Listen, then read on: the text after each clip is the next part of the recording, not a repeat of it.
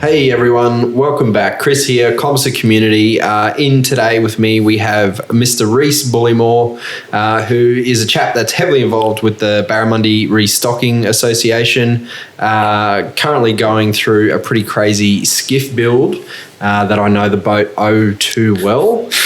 All round good guy, loves his fishing, took out one of the local fishing comps last year?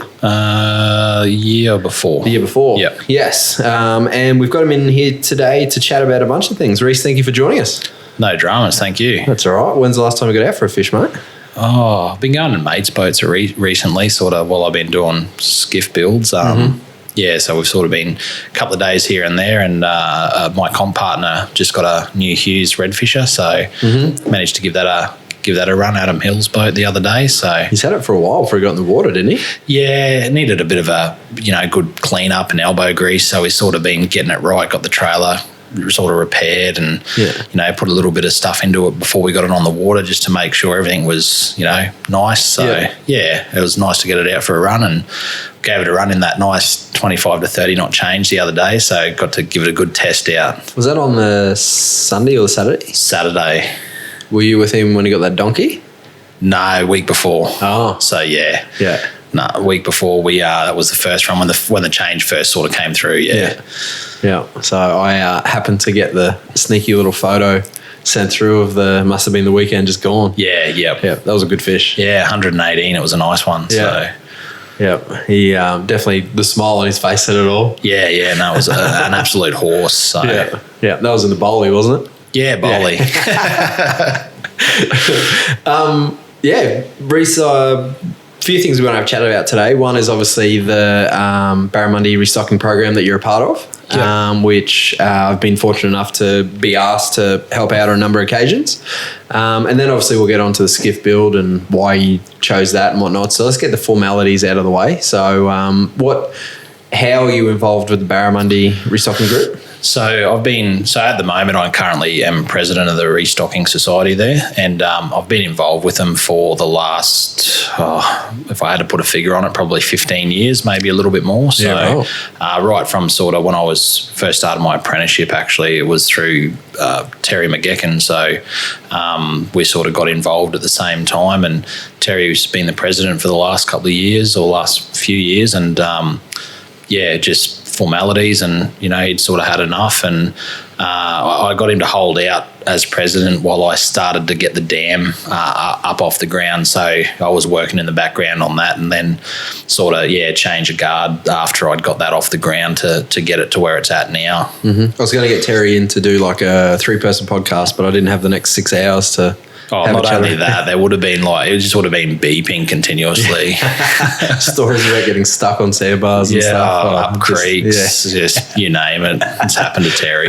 Good luck though. Congratulations on the retirement, Terry. Yeah, definitely. It was well deserved. So he's always ringing me now like midweek. Oh, got some good fish today. I'm like, it's going to happen when you can pick your tides in a day. So he's enjoying himself. Yeah, good on him. So obviously, I've only been involved with you guys for maybe the last 12 months, a little bit longer. So knowing, we'll get to where it is now, but tell me what it was like 15 years ago. What was the main focus? Where were you sort of focused on? So surprisingly, you're actually involved over 2 years ago from the first release in the dam. Right. So that's how long it's. Yeah, exactly. So it's changed a fair bit over the last sort of 15 years. So we went through quite a lot of different funding stages where we actually used to have the fish supplied to us from the DPI. So they provided the fish and we just provided the manpower to actually put them in. Then we went through, so we'll provide you the money, you guys source the fish. So we ran with that for a while. And then it got to a stage where the money was then cut back. So we done the best we could with what funding we had. And from there, we sort of got to a point where they said, we're not going to fund you anymore. So we sort of went, what do we do here? And they said, don't worry, we'll give you a SIPS application for the weirs. So that was, due process, we got onto the SIPS program, and now we're sort of back into territory where we're getting, reasonable funding again. So we sort of, the three weirs bring in probably around $12,000 a year. And then obviously with the dam, that's been funded so far from grant applications. But once that comes online and we get application for SIPs with the dam, that'll be an additional, I'm hoping, around $30,000 a year to keep that topped up with barrows. And is that with the three weirs, if we, without bringing other places into it, if you look at places like, say, Cairns or further south, is that a pretty healthy number? Like, is that sustainable? Yeah, definitely. Like, look, there's even been talk around the maximum numbers of stocking on the permits being reduced because they've possibly been overstocked in the last period of time. So, look, certainly it's a round number at the moment, and we adjust the fish sizes given the situation. So, we were doing 200 odd mil fish in the weirs just because of the predator species in there, where the dam, when we first done that, they were all sort of that 50 to 70 mil mark. So more bang for buck, better survival rate, higher numbers, less predators. There's no fish swimming around to really eat them. A couple of sleepy cods, but the main one was birds. So, that 50 to 70 mil, we got heaps more fish for less dollars. Mm-hmm. Mm-hmm. And you've been working in with sort of, I guess you would call them close, or the partners that you worked in to get the fish. I know you've got the chap at Guru there. Yeah, Ron. So he's been he's been our main supplier now for a number of years. And we run with Ron for a few reasons, but he always got top quality fish, works in with us, and has competitive pricing, and I think the quality of the fish and the health of the fish is paramount. So, you don't want to be stocking in, so Ron's very aware of the diversity of the genetics and strains and stuff like that. So, they're not just bred for a plate purpose. They're actually recruited for a reason. So, yeah. And I've seen the way he operates when we do the stocking day, the releasing day, he's very passionate about what he does, isn't he? Yeah, definitely. And I mean, as I said, he's been into this stuff for a long time, so he knows the ins and outs of barramundi. Yep. Yeah. So what's I know the sizes that we've been releasing recently, going back 15 years and just through the times, is it up and down with the sizes that have been released and stocked, or? Yeah, definitely. So we sort of, back in the day it was 25 mil fingerlings, and then we sort of moved to larger fish in the 50 to 75 mil range. Then we bumped it up again to that 100 mil range as the weirs got more and more full, because they don't all just wash out in the wet season. They hang around.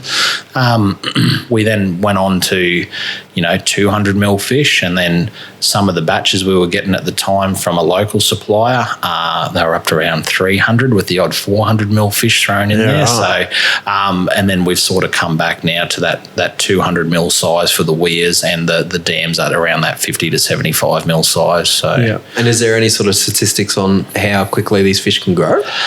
It all depends, on their habitat, the flow of the weirs. If we get a good wet season, there's plenty of bait in there. So, as everyone knows, there's an overabundance of tilapia and discus and whatever else the guys who get posted here from the army release before they get posted away again. So there's a stack of those in there, plus all the natives as well, bony brims and all the rest of them. So, just given the different living conditions will dictate their growth rate a lot of the time. But they do generally grow. The dam fish should be growing quite quick. Yeah. So, and, I put a photo up the other day of someone who'd taken a photo, which was actually an ex-member of ours, Steve McLean. Took a photo from the top of the dam wall, and you could clearly see two barrows down. I think that wall would have to be a good 10 or 15 metres to the water. They look to be around 80 centimetres in the photo, given that distance, So, which is pretty good considering... the fish that were released into that dam were around that 100 to 200 50 to 75. Yeah, right. Yeah. So I'd say these particular fish would have been out of the first batch that we done, and the first 25,000 we put in there. Yep. And survived the floods and everything else, and they're healthily swimming along looking for stuff to eat. So. Yeah. And I've been a couple of meetings that you do, and it's pretty interesting to see the ones that are tagged and either where they end up and how long after they were released that they were actually caught. Yeah, so definitely. that sort of stuff is, I don't know if you still see it interesting, but I found it quite interesting to... Yeah, so we used to run, once upon a time, the DPI actually funded us for tags. So it doesn't sound like much, but $1 a tag, it adds up when you're buying 25,000 fish. It's an extra $2,500 you got to come up with. So, so we sort of... went through there. They might not quite be $1 a tag, but it's more money we have to come up with. So we went through and done all that because they were supplied, and the data we got from that was great. And quite often you'd see a barra go over 3 weirs in a single wet season. So we'd release them pre-wet season, or sort of May, June. They'd live in the same weir, Black's weir, for example. Wet season would come December, January, and we'd get a recapture in the salt. So they'd go 3 weirs, no dramas, and eat down in the salt. So, it's really good to see that sort of movement. Yeah, right. And what the fish that you are seeing down there and whatnot, is that ideally the goal, mate? Like, stock, let them go down, end up in the salt, or not really, but it's it's a supplementary action there. So you are supplementing some of the stuff in the salt. So I think it's just a byproduct. I mean, for me, the goal is to have an impoundment in the middle of town that we can fish. That's always going to have fish in there, So, I don't want to see them all flushed out, but if it happens, they're not going to sit there and die. They're going to go out and people are going to catch them down at Crocky and Alligator and Coco and, all those creeks down there. So it's not a bad thing. Yeah, and it's crazy to see it's been a while now, but the last time I was actually up at Loam there, after we've had all the floods and sort of flushed out all the crap that's in there, how... you're probably going to have a go at me about my sounder here, but how good, you're actually sounding them up in there now. It's crazy to... Nice clean shadows rolling through there. 100%. So that was pretty cool. Getting them to bite, obviously. Yeah, that's the hard part, like anything. But, seeing them in there was absolutely awesome because we'll go back to that 2 years. You go up to Loam there for a fish and it's just weed. Yeah, that's right. And it was through no fault of councils or anything like that. So the hyacinths probably could have been managed, but the kabomba, which grew from the bottom, it was just purely lack of flow. Yeah. There was just no flow to push that out. So, and then the hyacinths sort of started to grow within the kabomba, and then it just turned into a big mass. Yeah. So that ended up being Cape Cleveland's problem, though. Pretty well. I seen a photo down at the marina down there at the Ross, and it just looked like buffalo grass. It just was perfectly green and around all the boats. So what's obviously we've gone from stocking the weirs, and I noticed there's been a massive push to try and get on the dam. Stocking the dam, getting on it, and not just in a letting the ski club use it and then letting recreational boats go up in there. But like you guys have really actually pushed the whole sustainability of that dam and the commercial aspect of it. The tourism aspect of it. Yeah, that's right. So, it's a world-class asset that's just being underutilised. So, and we've worked hard with council, the last, particularly Mark Molicino. So he's the councillor for the division up at Kelso there, and he's been instrumental in ensuring that we are going to reach this goal. So he's just been re-elected this year as the deputy mayor. And I can only see good things are going to come from this. So his first agenda is to finish off the project that we started when he was elected in the first term. I know it sounds like a long time, but we probably kicked off with council working on this over 3 years ago. But we're at a point now where we've got over 80,000 fish in there. Council are committed to ensuring that it's opened. We've just got the formalities to tick off now. So the water treatment plant plant being upgraded this year or next year. That's a pivotal part of that access. And then the master plan and the infrastructure, and we're away. So, it seems like a lot, but it's definitely happening. And I live at North Shore, and there's been a pothole there that's been there for about 3 years, I reckon. So that's a fine. Yeah. And to anyone that hasn't, anyone that I can talk to about this, Rhys, I'm super passionate about trying to picture it, but people can go to the dam wall. You can run along the dam wall. You can go and have a look at the floodgates and stuff. Mate, sum up for people what it's like being on the water up there. Just, going from where we launched that day and going up to the back of the dam to release the fish and stuff. It's different. In one word, it's spectacular. There's just, I've fished nearly every dam up and down the coast, relatively close to Townsville, all the Mackay dams and Peter Faust and Tinaroo and rubbish dam Faust. So they all, like you say, you can stand at the dam wall and they all look the same. It's not till you jump in a boat and you can go for a run and have a look at the back and see what's there, like the bird life, the little green grassy islands, the barras, turtles. Everything, the turtles, there's cattle. I think Peter Faust is the same. You drive up the back of the creek there and there's camels. It's just beautiful once you get up there, and very green and grassy, our dam, shallow edges. That just creates good feeding points for the barra though, and overall though, as I said, in one word, it's just spectacular. 100%. It's the last time we went up there and did some restocking, there was twice there that I had that one bucket of barra that I was like, nah, we'll just go up here and release it. And the guys on the boat were like, we've got to get him in the water. I was like, nah, I've got an excuse just to go that little bit further. Nah, it's just magic up there. Yep. So, and plenty of, as you said, plenty of areas that when you do release them up there, you're not just hanging them out to dry as such. No, that's right. Yeah, lots of lantana bushes, lots of weed edges, lots of shallow weed edges, rocky outcrops. There's everything up there. Tree lines. There's the whole lot. Yeah. So where some of the hard words, where are we at with the possibility of being able to access the dam? Yep. So as we all know, we just had the council elections. New council's been voted in. I think Team Hill got 9 out of 9 positions in there. Obviously, Mark was in there, and Jenny, the mayor, everyone in council supports the opening of the dam as far as the councillors are concerned. So they're working tirelessly now to, this part now where we're at is the red, we'll call it red tape. This is the ticking the boxes stuff, the risk mitigation stuff, all that stuff that needs to get done. It's time consuming. It's reports. It's community consultation, which we just went through. So, outstanding community response to say we want access to the dam for a whole range of reasons. Hiking, biking, fishing, kayaking. Yep. Not jet skis. No, just joking. But, genuinely, I've had jet skis and, I don't know if that dam would actually suit jet skis. Oh, look, they're going to have a nice basin to run around in, and that's the same as Faust. This is one of the things council raised as an issue. We have to keep boats and jet skis separate. They don't coexist.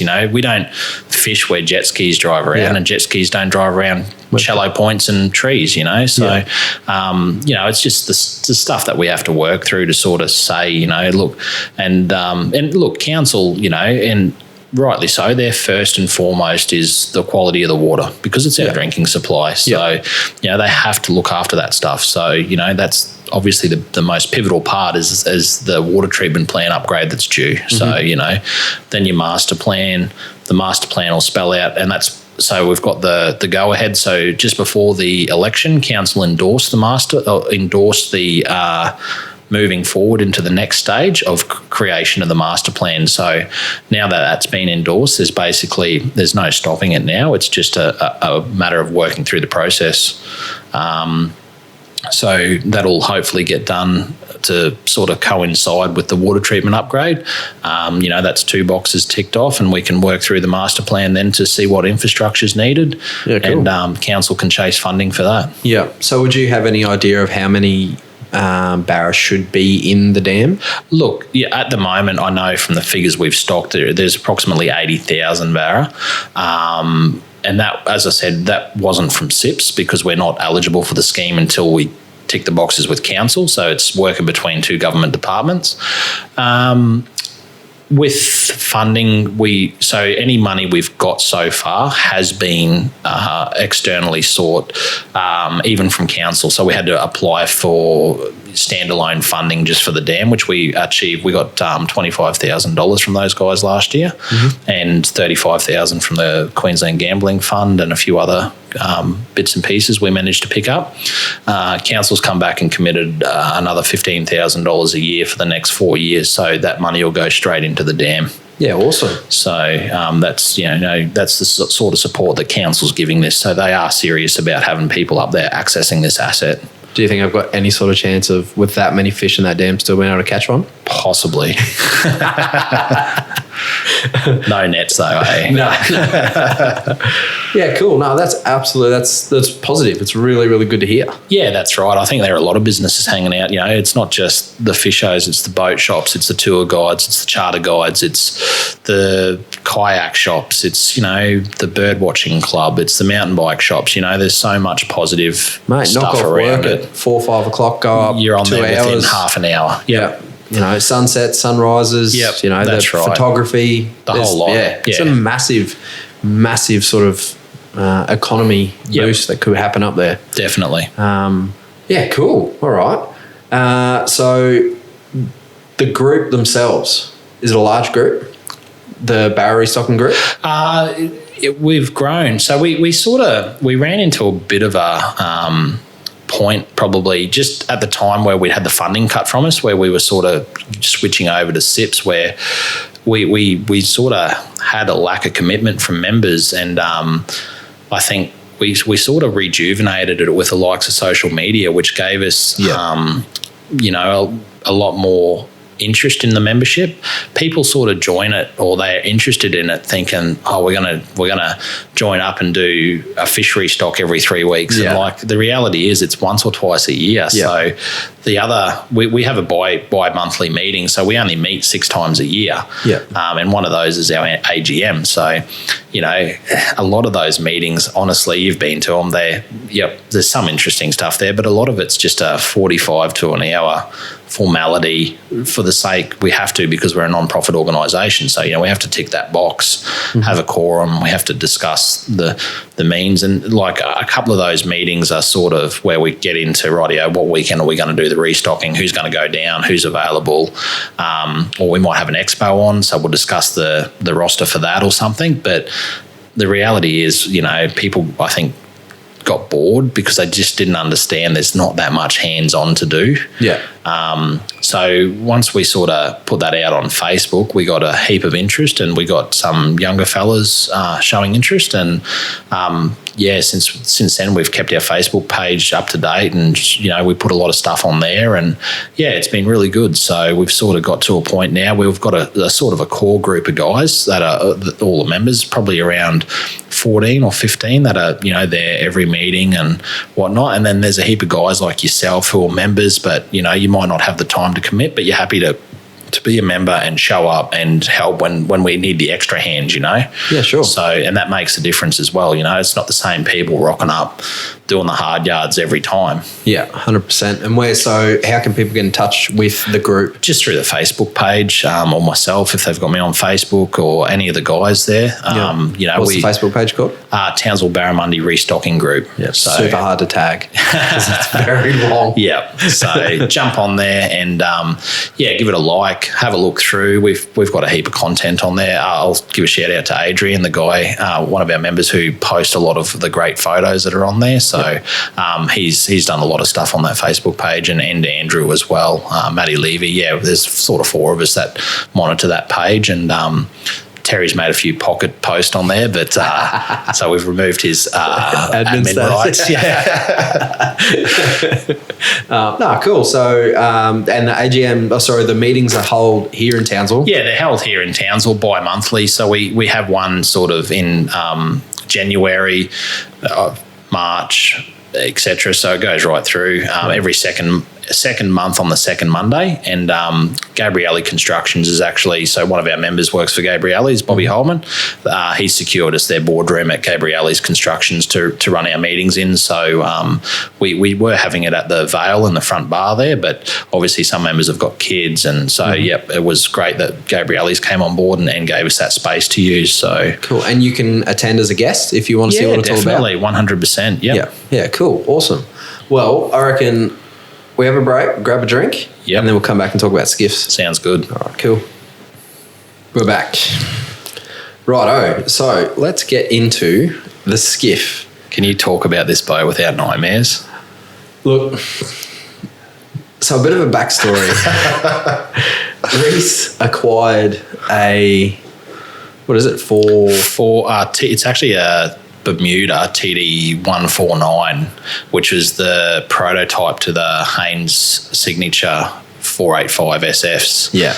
They were commonly called a sequel after Signature got them. Yeah. And that was a sequel to Haines Hunter, the Haines Signature sequel. Mm-hmm. So, that's the background on the boat. And before you chop it up, but when you actually look at it, if you squint enough, you see the same sort of lines as what's in the Signature. The 485, that's right. So as I said, these were a prototype hull that they made that were only 4.6 or 15 foot long. Yep. 1.8 metres wide. And there's a few photos of it up on the Composite Community page there that I threw up the other week. Yep, and we appreciate that. Yeah. So this particular boat has come back into my life after... a mate, we still talk. I don't have any issues with him. He's a good young lad. He's a father now. Yep. So hopefully there'll be a few things that he sort of thinks about now. But so we had a lovely trip to Faust Dam, and this particular boat had some issues, you could say, and those issues resulted in a nice 5 o'clock in the afternoon till 9:30 the next morning, I think it was. I seen you guys probably about that afternoon. It was probably about 3:30, 4:30. We were trying to anchor out on Faust Point, so at Peter Faust Dam, and man, it was pretty choppy then. There was pretty full on at 3 o'clock in the afternoon, and it just got worse from there. Yes, and a couple of wrong manoeuvres, I will call it, led to, pretty much I watched the sun go down on the bank of Faust Point, and we made it back to the boat ramp at about 10 o'clock the next morning without the boat. Yeah. So you can fill in the blanks from there. That's a whole nother podcast. Yeah. So I was on this boat, had some technical difficulties and decided to have a little rest on the bottom of Faust. Ended up on the wrong side of the water. And everyone was obviously unharmed. It was more of we lost all our gear. Ego was a little bit hurt. Man, it was mental that night. We were sitting back at camp going, it was just too dangerous to have a boat out there that night. That night was scary, windy, and it was like cyclonic conditions. In your cabin? in the nice warm cabin, but never snuggled so hard. Everyone was concerned because we were sitting there going, no, this is bad, and these guys, they're not back yet, and it's like 8 o'clock at night, and then there's a couple of guys still around the basin trolling. We sort of said, look, are the boys back yet? And no, we didn't see them. The car's still down there, and then it got to hang on, that's the only car down there now. What's happened, And it sucked. But probably one of the hardest things was being at that point in Faust where you can still know where the boat ramp is. You can still know where the car park is. But you're still too far away because we'd lost everything. Yeah. There was no... nothing that we could get a shiny light off. There was no torches. There was no nothing. So it was super one, because yes, like we just wanted to be rescued. Yeah. But two, that I knew that there was people that would be looking for us. Yeah, definitely. So there was no way that we could be like, hey, look, this sucks. We're not in the water. Yeah. But we can't also leave here. Yeah. So yeah, it was just an exceptional night. Yeah, it was pretty full on. Like the next morning, there was bullets. The rain was horizontal. I seen a photo or a video from Gavin's boat who ended up finding you guys the next morning. Those waves were 2 meters high. Mate, the people that didn't know what happened, I showed them that footage. Yeah. And they were like, "Well, he's at the reef." Nah.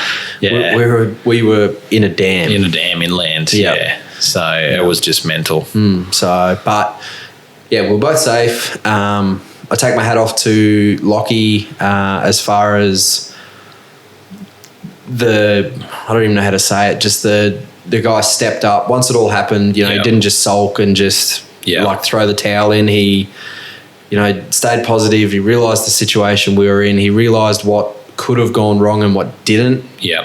And tried to hug me so many times, Bullimore. Yeah, right. It's cold. I was like, yeah, it's okay. It was freezing. It was freezing. Yeah. But I remember sitting there I think we got about 40 minutes sleep each. Yeah. Just from exhaustion. Yeah. But I remember sitting there for 4 hours, pitch black, raining. Yeah. With those woolies, the ones that you get your cold stuff in with the zip. Yeah. Over my head, just with my arms folded, just swearing at Lockie, just telling him what I thought of him. Was it warm? Did you try going in the water? Was it warmer? No, so we should have. Yeah. Mate, it was sucked. Sitting there all night, just hearing the barras just buffing. Oh, really? So we were just we had no gear to even just pass the time because it was all gone. Yeah. And yeah, we heard you just sit there and you just hear boof, boof. But we actually, I don't know if we were supposed to do this. If we weren't, I apologise. But in the circumstances, it's all we had. Yeah. We lit a fire and burned all these hatches off his boat. What else are you going to do? Exactly. Survival. Yeah, pretty much. So yeah, it was. We made it through that night, but that's the backstory of this boat. So Bullimore now has this boat. Yeah. And thanks, Lockie. Yeah, thanks, Lockie. This particular boat, obviously, did you want it, or did you just a mate of mine's got he's got the only one in Australia. It's a Saltmarsh Heron, 16-footer skiff out of the States. So he's had it 3 years now, and it's a phenomenal boat. It's I sort of basically said I want one of them, but my loving wife probably wouldn't be too fond of me importing another boat at this stage. So not after I just repowered the bass boat. So I sort of thought, how can I get one of them, but without the money? Yeah. So you got a kid, don't you? Yeah. I've heard that you wrap it up at Christmas time and say it's from Santa. And then when the kid's like, "Oh, it's from Santa," you can look at your missus and be like, "Yeah, it's from Santa," and she can't. I think it's the whole import process that's going to be a bit hard to squeeze through. So, but I passed that off with the new Merc last year. So it does work. Still a bit tender. Yeah, not too bad. Just getting used to it. Yeah. But so we went through and got the boat, and so that skiff of my mate's, Bob Bentley. So Bob, he won the fly tournament last year up at Hinchinbrook in the skiff. They're talking about possibly still being able to run that this year. Yeah, well, they don't sort of need to know. Same as the Barrabash, they don't need to know until June. So that's sort of given them a bit of breathing space, I guess, because the comp's not actually until September or around that time. So good comp. I personally don't fly fish, so I'm not 100% sure on that. The guys all say it's a cracker, so I'm assuming it would be. Yeah. And Bob imported this Saltmarsh Heron, and it's amazing. It's 16 foot, drafts in about 4 to 6 inches, 150 kilos. It's all Kevlar, just nice basic decks. 300 mil wide gunnels, front and rear hatches, dry storage. Yep. I just thought I need one of these in my life. And when I actually we've had that thing planing in 4 inches, like scary shallow, and just trim tabs down, trim it out, and just you're running the bars.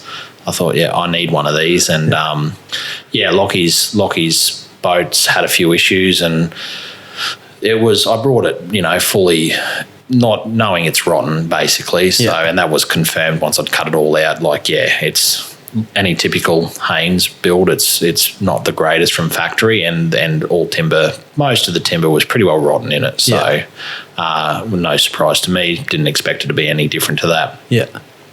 And I've basically brought it with the intention of sort of making the Australian version of the saltmarsh heron. Uh-huh. So looking at to the point where I'm actually going to modify the bottom of the hull to cut, to put planing planks into it, take out some of the dead rise out of the bow and give me that shallow draft, trim tabs, full one-piece moulded top deck. There's some work cut out for it, but I think it's going to be worth it. Yeah, because it's a game changer, isn't it? Being able to stay up there for that little bit longer when you're fishing. Mate, yeah, exactly. Yeah. If anyone's fished Hinchinbrook or any of the Bay Creeks here, it's the more time you get there, the more fish you catch. Yeah. So, I want to build it to run off a 60 horsepower. I don't want to. It's all about being lightweight and running shallow. So console or tiller? Tiller. So again, with the Saltmarsh, it's just got a grab console, big enough to house a 12-inch sounder, some switches, nav lights, just the basics, a bar on top to hold onto, and basically driving it standing up. Yeah. So tiller extension, standing up driving. It's great. Yeah. Yeah. Just not as fast as the bass boat. No, that's right. And, two different things, like at Hinchinbrook, to be honest, I probably won't take it to Hinchinbrook all that much because I've got the bass boat for that. That's go fast, still goes pretty shallow, and if you can't get that shallow, you just wait at the edge, they'll still come out. Yeah. And, this is for little local trips where it's just better than a tinny, So, little simple things, Ross Creek, the Bay, little stuff where you just want that lightweight, like you can't lift a bass boat over a bar, but you can pole this thing over a bar, So what sort of fuel capacity are you hoping to? I'm going to put a 70-litre tank in there, 60 horsepower. I think I'm going to go with one of the new 60 horsepower Tohatsus because they come in at only 98 kilos. So everything about this is weight. So from factory, these hulls come out at 300 kilos. I'm looking at sort of keeping or dropping 50 kilos from that in the build, and that's actually increasing the deck sizes using all composites. So you get that if you just didn't take your wallet, wouldn't you, Bullimore? Not even. So that's what the aim of it is, and just keeping that weight right down. It's obviously not going to be as light or as shallow as the Saltmarsh, but is the Saltmarsh a dry boat? Very dry. Yep. Yeah. So one of the top deck come over and it gets so one of the key factors which I'm adapting from the Saltmarsh to this is actually the top deck being a single piece, where it runs into the cockpit, the gunnels will be 330 mil wide. So 120 mil of that is actually overhang on the outside with the turn down, that 6 inch, a good 6 inches out. Yeah.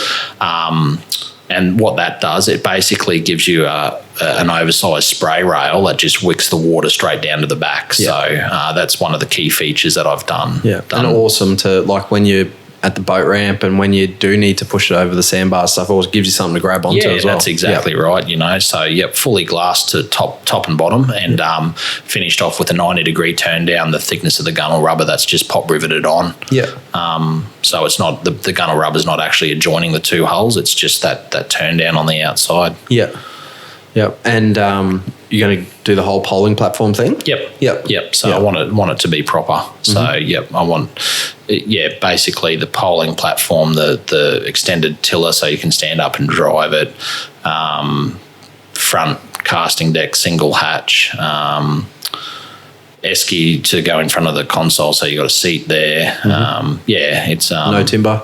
No timber, all composites. And as I said, a lot of that's going to be, I'm working with Steve Menzo, so he's joined us a few times at the Stocking Society now, and got chatting to him, and he's keen to offer some advice, and I'll do all the dirty work, and happy to pay him to do the 10% finishing work that makes it look like a factory boat. Mate, I'll tell you a hot tip right now. If that guy ever invites you around for a barbecue, take it. Yeah, I seen those posts the other day. It's ridiculous. Yeah, I know. Steve, you've got to organise this for Fibre Finish, okay? Yeah, definitely. Get on it. Friday lunches, I reckon. Yeah, that'll be go. Yeah, definitely. Awesome. Yep. I'll supply the premises. He can supply everything else. Yeah, nice. So, super skilled man, that human. That's right. So he's actually done a little bit of stuff on my mate's skiff, and so I got chatting to him, and we're really weight conscious. So we're looking at, obviously, thermalite where we can, but not as a staple, because it is heavy. It's not the lightest product. So in the transom we'll have 219 mils for the center part only, where the motor hangs. Yep. Outside of that, we're just going to be running PVC with reinforced sections for the likes of your trim tabs to screw into and stuff like that. So we're not hanging. I've got a big go fast boat. It's not the purpose for this, so I'm not going to want to creep up that motor size. I'm going to be happy with 30 mile an hour. Just doing what it does. 219s laminated together, mate, will be ample for a 60. And that's right. And as I said, like outside of those knees from the main stringers is going to just go back to PVC to just give it something to laminate up to, and then drop that weight out of it again, and the rest of the thermalite sheet will be used in the stringers. So no, it's quite a little interesting build, so we look forward to the progress in both on your own page and in the Composite Community group that we have, which, as I said, I really appreciate you posting in there and sharing your progress of the boat. You done much grinding before this, mate? So I'd actually, in the past, before I brought my bass boat, I'd actually got a 17, and I was all keen to do a 17, and I'd got that to a point where it was all ground out on a trailer, and I just it wasn't really the hull that I decided I'd wanted, and I had a mate who was keen to grab it, so I sold it to him for, I didn't lose money on it, but so I've already taken one boat back to what it needed to be, and this will be the second chop at it, but I'm much happier with this hull, so it'll be pretty out there build, no expenses spared sort of thing, but electric. 55-pound Minn Kota, single battery. Again, it's all coming down to weight. So, and being a light hull, you don't really need all that extra weight in there anyway. Mm-hmm. And of course, what's that? Hummingbird. Oh, of course. It's got to have a Hummingbird. Solex 12. Yeah. So, I mean, I've already got that. So, another transducer, which I'm sure if Shane's listening, he'll be able to hook me up. So, just switch it between boats. Yeah, pretty well. So, and eventually, look, if I get a 360 or something like that, again, it can go between the boats. So, that's what the ultimate piece of kit's going to be on there. Yeah. So we'll wrap up with a bit of fishing talk because, mate, it wouldn't be that far away that the Maycomp would. Maycomp was not next week, the week after, so that's been cancelled. Unfortunately. So how have you found? Obviously, you're very comp sort of savvy. You really, you compete in a lot of them, and you compete. You don't just sort of rock up. How have you found the beginning of this year? Not knowing if it was on or if it wasn't, because obviously we do the trophies and stuff weird. for it. I mean, I don't know if you've sort of paid much attention to the tides, but the whole, and this is probably some of the reason I haven't done a great deal of fishing this year, not because I've got other projects on the go, but the start of the year, just after barra season, the tides were just all over the shop. You'd get to a weekend and it'd be a 5 p.m. low, like at Hinchinbrook. So, your good fishing wouldn't really start until 3, and it was just a massive day and nothing really lined up. So I just kept grinding. And but the whole year's sort of been a bit of a weird year in regards to tides. Nothing sort of lined up on weekends or anything like that. So I didn't really pay too much attention to it. But Adam, my comp partner, and me, we both, for all the comps, most of the time. We can usually take the week off leading up to, so it's not too bad. Even if we can't get a great deal of fishing in for the year, as long as we get that week, that's enough. To go and time to trees and stuff. Cages. So we do a lot of driving. We don't fish all that much in pre-fish. Honestly, we just drive around. Yeah, might have a fish, but we're looking at all sorts of things: bait, colour of the water. Yeah. Where we think looks good, where we think looked good but doesn't actually look good, where we caught them before and we don't catch them, so we scrub those ones off the list. We spend a lot of time just driving and looking, which isn't terrible up there. No, it's beautiful. Apart from the 80 litre bill every day for it, but with the new motor we do a lot of Ks though, so I think in the last comp it took us from Lucinda to the northern trees at Cardwell there. I think it's for me it's about a 17-minute run at 60 mile an hour. So it's just, that's cruising. It's nice. It's not flat out, but it's just a nice speed to get up there. Yeah. And so we spend a lot of that week just looking, and we might fish a few spots, but we really don't do all that much fishing. We just rely on the information we've got to be able to catch them on the day. Yeah, which obviously paid off for you. 2 years ago, mate, when you Adam right. And Hasco took it out. Yeah, exactly. So which would have been good, knowing how many you have a chop at and the time you put in. It's always good to get rewarded. Yeah, exactly. So what's anything going to change if the Barrabash goes ahead? Anything going to change to the lead up of that, or no? You get stuck in and just sort of do what you normally do. No, just do what we normally do. This year was actually going to be a little bit different. Adam was getting married, so he wasn't actually going to be able to make it. But the whole COVID thing's thrown that out the window, so he's back on deck. Yeah. So I'm sorry about that, Sarah, but we'll see Adam at the Barrabash. He's just got another 12 months of cashies to do now, Sarah, to just make it even better for you. Yeah. That's it. He's got a huge. You deserve a beautiful wedding. Yes, definitely. So the Barrabash in the Hughes or your boat? Depends on the weather. Yeah. So, and depending where we want to fish, if it's in the channel, we'll do my boat. Yeah. Because it handles the channel chop, no dramas. And it's obviously a lot quicker. So, but if we're going to do if we decide we want to do a coastal run or missionary or something, again, depending on the weather, we might take the Hughes. Mm-hmm. To be honest, we'll probably both be up there pre-fishing out of two boats, so we can cover twice as much ground. Yeah. So we'll have them both at our disposal up there. Yeah. So, yeah, nice. Keeping the economy going. Yeah, that's it, 100 litres at a time.